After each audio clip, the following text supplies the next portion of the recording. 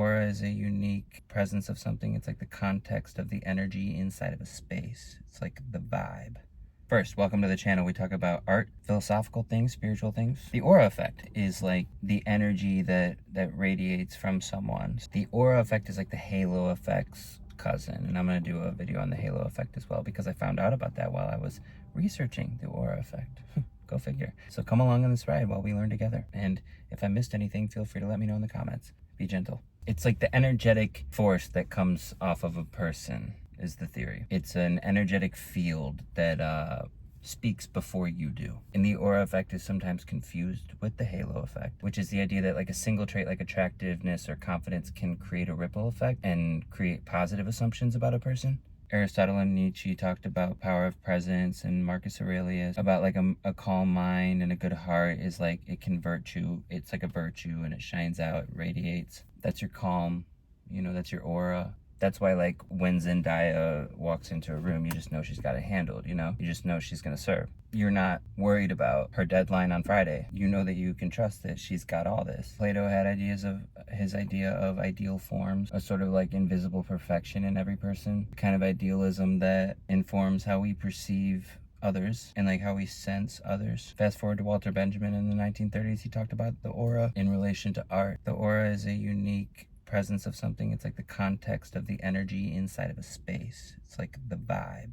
And an aura is believed to be electromagnetic as well, like a field that surrounds the body, kind of like your personal Wi-Fi signal. Sensitive people, empaths, or people who work with energy, light workers, artists are able to see and feel it.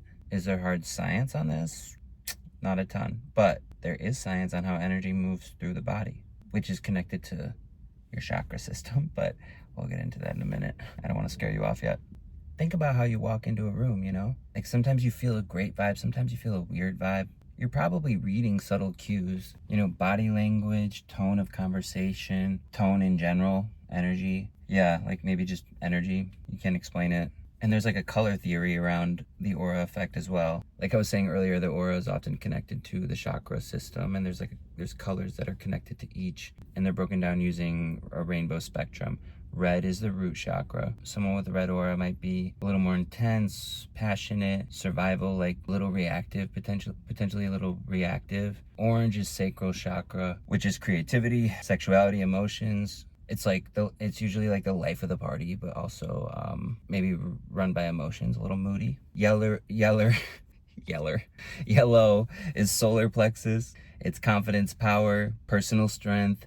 These people often light up a room. Green is heart chakra, love, empathy, balance. These are like sweethearts. Blue is throat chakra, communication, honesty, truth. Probably podcasters, probably YouTubers, therapists, public speakers, actors. What color would you say that is? Like an indigo is third eye chakra. Intuition, insight. These are the artists, dreamers, people who just know stuff. And then purple's your crown chakra, which is like spirituality, higher self, higher consciousness. That's like that yoga teacher who actually is about that life, like who's living off kombucha and, you know, wheatgrass. No, I'm kidding. But like healers, if you have like a cloudy aura, you can seek people like that to help cleanse and clear your aura potentially. All right, nerds, so since you're still here, let's talk about bioelectricity. The human body emits immeasurable electromagnetic fields. Your brain, your heart, they send out these pulses, and devices like EKGs and the other one they prove this. Scientists have also studied like the effects of proximity based on the emotions of people. Like being near someone calm can calm your nervous system. That's why like an emotional support dog is like helpful for some people with high anxiety and things like that. It can actually lower your blood pressure, lower your heart rate. So yeah, the aura effect, I mean, like it could just be like woo-woo data. Some people think that data. Here we like to use our imaginations. So imagine that it's not, and imagine that everyone is a glow stick. And the brightness depends on how you're thinking and feeling in your emotional state. That's how you're treating yourself, treating others. When you're kind, honest, confident, grounded, intentional, bright glow. When you're stressed, being mean to yourself, it's like someone turns the dimmer down. Picture your aura like your outfit for the day. It's like your energy outfit. You can take it off. I think we don't realize when we take it off, but then we can always put it back on, you know? Wake up in the morning, put it on before you leave the house. Check yourself in the mirror. Oh, randomly reminded of, I had a friend in high school who had synesthesia. That's how you say it, right? When you can see color through music. Yeah, he could see music. It's like a neurological phenomenon. It's a neurological phenomenon. Nerd.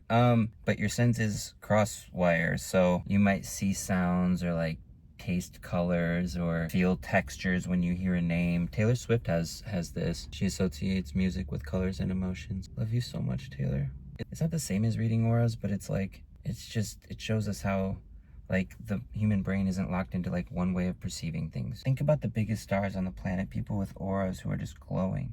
Charisma is like the behavioral version of the aura effect. It's like how you carry yourself, how you speak, how you make eye contact, like how you interact. Sociologists say that charisma is a mix between warmth, confidence, and presence. This is something that can be taught, it can be learned. In Hollywood, it's like the camera loves you. It's like, yeah, that's because these stars know how to carry themselves. They know who the fuck they are. And it's attractive. Like, people can't help but be attracted to that energy, that aura. When you're rooted in authenticity and self-awareness, it literally, like, it shines through. It just does. You don't even have to force anything. It's just there. Your aura becomes visible. It's like it's seen, but it's unseen. I think there's a lot of emphasis on like physical hygiene and more on spiritual hygiene. But what is spiritual hygiene, right? Like what even is that? You hear it: meditating, staying hydrated, journaling, being honest, avoiding, you know, energy leaks, and getting fresh air, like